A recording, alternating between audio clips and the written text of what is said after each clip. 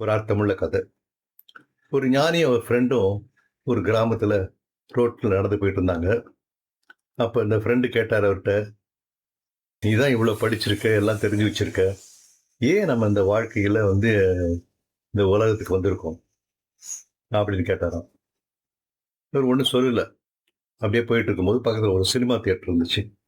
அப்ப இந்த ஞானி கேட்டாராம், "நம்ம சினிமா பார்க்கலாமா?" அப்படின்னாரு. இவருக்கு புரியல ஏன் கேட்குறாருன்ட்டு. சரி பார்க்கலாம் அப்படின்னோனே, உள்ளார போய் 2 டிக்கெட் வாங்கிட்டு உள்ளார போனாங்க. ஆனா ஏற்கனவே சினிமா துவக்கிருச்சு. அப்ப அங்க உள்ளார போனா ஒரே இருட்டா இருந்துச்சு. இந்த சீட்டு காமிக்கிறதுக்காக ஒரு டார்ச் லைட் வச்சுட்டு ஒருத்தர் இருப்பார்ல, அவர் கொண்டு போய் அவங்க கடைசியில உட்கார வச்சாரு. உட்கார வச்சுட்டோனே அவரு பார்த்துட்டு அந்த ஃப்ரெண்ட் அப்படியே அந்த சினிமாவுல ஒண்ணாயிட்டாரு. இந்த ஞானி இருக்கிறது கூட கவனிக்கல. சினிமா முடிஞ்ச உடனே லைட் போட்டாங்க. வெளிய வந்துட்டாரு. அப்ப அந்த ஞானி சொன்னாராம், "நான் ஏன் கூட்டு வந்தேன் தெரியுமா உங்க சினிமாவ?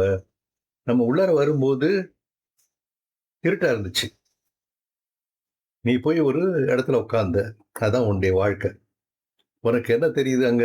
சினிமால என்ன போடுறாங்களோ அதான் உன்னுடைய வாழ்க்கை. தென்படுது. நமக்கு தென்படுறது அதுதான். சினிமா முடிஞ்ச உடனே லைட் வருது. வெளிய போற இன்னொரு வாழ்க்கை. உன்னுடைய உண்மையான வாழ்க்கை, இந்த உலகத்துல இருக்க வாழ்க்கை. ஒவ்வொரு வாழ்க்கையும் நமக்கு கொடுக்கப்பட்டது ஏன்னா, நம்ம படிப்படியா இந்த பரமாத்மாவ போய் சேரணும். சுப்ரீம் கான்ஷியஸ்னஸ் காட் என்ன பேரு சொன்னாலும் சரி. அங்க போய் சேரணும். அதுக்காக தான் இந்த வாழ்க்கை கொடுக்கப்பட்டிருக்கு. அதனால நம்ம எந்த ரியாலிட்டி இருந்தாலும் நமக்கு, இப்ப இருக்கிறது தற்போது இருக்கிறது ஒரு ரியாலிட்டி. இத தாண்டி இன்னொரு ரியாலிட்டி போவோம். நம்ம இறந்ததுக்கு அப்புறம். இதே மாரி பல ரியாலிட்டிஸ் போய் கடைசியில கடவுள்ட்ட ஒண்ணா போய் சேர்ந்துருவோம். இதுதான் இன்னைக்கு உங்களோட ஷேர் பண்ணணும்னு நெனச்சேன். இந்த சினிமா சொல்ற கதை நல்லா இருக்கு இல்லையா? ஓகே. அடுத்த எபிசோட்ல இன்னொரு கதையோட பார்க்கலாம்.